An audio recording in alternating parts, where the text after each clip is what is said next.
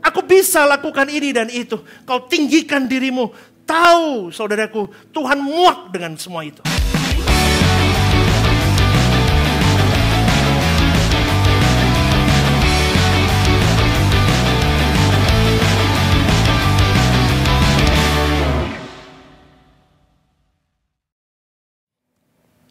Saudaraku, orang beriman itu orang yang kepentingannya hanya Tuhan saja. Itulah sebabnya di gereja mula-mula, ini bukan brand gereja mula-mula dulu. Bagaimana Tuhan memurnikan kekristenan itu dengan membuat orang Kristen tidak memiliki hidup yang nyaman. Dia teraniaya. Hidupnya dirampas. Hartanya dirampas. Keluarganya ditawan. Harga dirinya diinjak-injak. Dia diikat di tiang. Dibakar hidup-hidup. Dilepas di gelanggang pertandingan. Diadu sama binatang. Ditonton sambil disorakin. Sampai mati, saudaraku.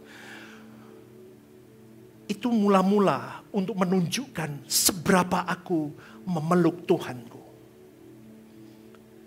Hari ini tidak seperti itu keadaannya.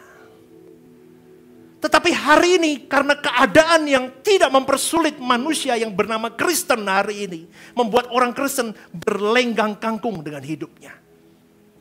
Saya cuma mau katakan saudaraku, bayangkan gereja mula-mula itu.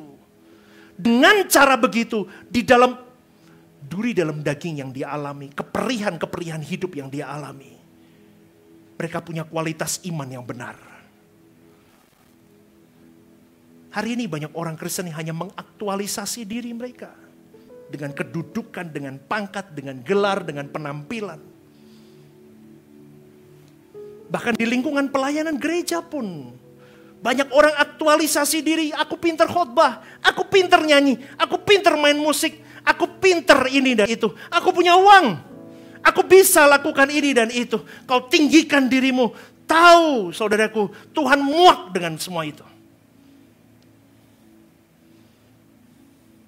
Dan orang-orang seperti itu adalah orang yang belum merdeka, saya katakan. Karena orang yang merdeka di dalam Tuhan adalah orang yang sudah tidak punya kepentingan, tidak punya apapun, tidak punya siapapun. Kalau aku boleh melayani hari ini, itu semua karena kebaikan Tuhan. Amin. Kalau aku bisa bekerja hari ini, aku bisa menghasilkan uang. Aku masih bisa menghidupi ini dan itu karena kebaikan Tuhan. Aku mau lakukan untuk proyek Tuhan. Itu kekristenan, saudaraku. Tidak perlu aktualisasi diri kepada orang lain supaya orang hormat kepadamu. Tapi kau harus mengaktualisasi dirimu di kekekalan. Tuhan lihat hidupmu dan hidupku per inch hidup kita. Muak. Yesus terlebih besar. Yesus terlebih besar. Yesus terlebih besar di dalamku artinya apa? Spirit Yesus besar di dalamku. Amin. Dulu kita nyanyi bingung. Yesus terlebih besar itu gimana? Saya jelaskan. Spirit Yesus, pikiran Yesus, perasaan Yesus terlebih besar di dalamku yang akhirnya menenggelamkan dagingku, menenggelamkan cita-citaku, menenggelamkan semua hasrat hidupku, digantikan Yesus terlebih besar, semuanya untuk kepentingan Bapa.